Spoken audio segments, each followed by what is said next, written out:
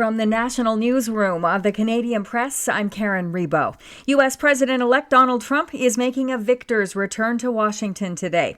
President Joe Biden will welcome him to the White House for a visit that is a traditional part of the peaceful handover of power. It's also a ritual that Trump himself declined to participate in 4 years ago when Biden won.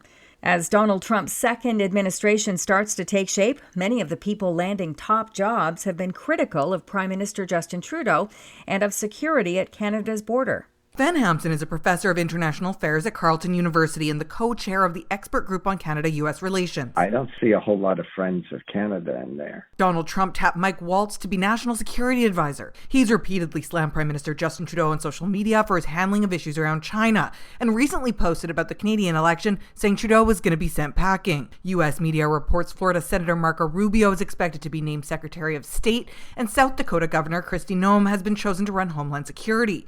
Both have been critical of security at the Canada-U.S. border. Kelly Malone, The Canadian Press, Washington.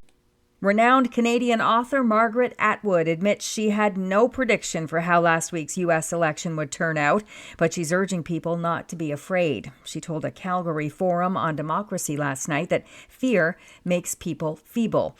She says she's got a few thoughts on what might come. She's suggesting people watch what goes on inside the White House. She says we have several people with quite large egos backed by two billionaires who also have large egos and who don't like each other. She also predicts we'll be hearing a lot more talk about class than we've been having since the 1940s. Tributes continue to pour in for former BC Premier John Horgan. Prime Minister Justin Trudeau says the man he appointed Canada's ambassador to Germany a year ago was a man who tirelessly advocated for workers. Horgan died yesterday at a hospital in Victoria at age 65 following a battle with thyroid cancer, his third bout with cancer since 2008.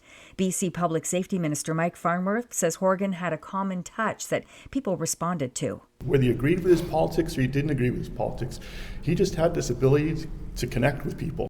Premier David Eby says Horgan loved BC and its people and sought to address injustice wherever he saw it.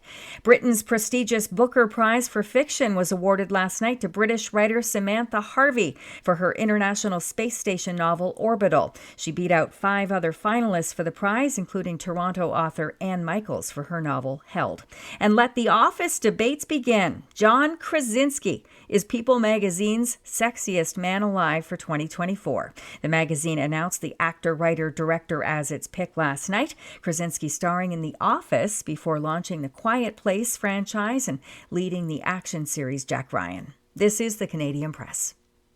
In sports, Connor McDavid had a goal and 3 assists, including setting up Leon Draisaitl's overtime winner as their Edmonton Oilers beat the New York Islanders 4-3 last night. The superstar forward is now just 1 point away from becoming the 99th player in NHL history to hit the 1,000 points plateau for his career.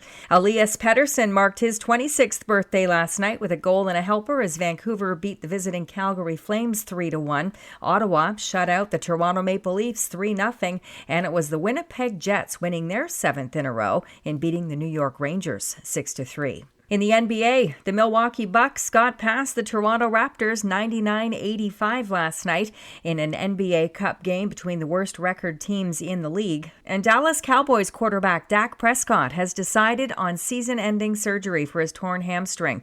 Owner Jerry Jones says Prescott will have the surgery today in New York. From the Canadian Press, I'm Karen Rebo.